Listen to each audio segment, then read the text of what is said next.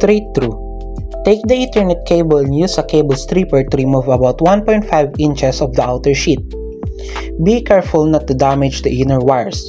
Arrange the color standard and we will use 568B, which is white-orange, orange, white-green, blue, white-blue, green, white-brown, and brown.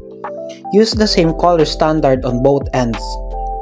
Hold the wires firmly and trim them evenly. Ensure they are aligned properly. Insert the wires into the RJ45 connector. Hold the RJ45 connector with the clip facing down. Insert the wires into the connector until they reach the end. Check that each wire is fully inserted in the correct order. Insert the RJ45 connector into the crimping tool.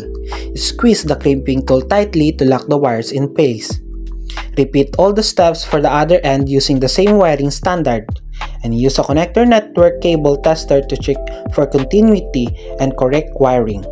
If the test fails, recheck the wiring and redo the crimping. Crossover. Strip about 1.5 inches of the outer shell. One end follows the 568B standard, which is white-orange, orange, white-green, blue, white-blue, green, white-brown, and brown.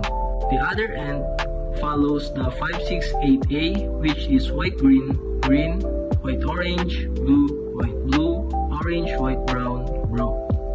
Trim the wires evenly to 0.5 inches.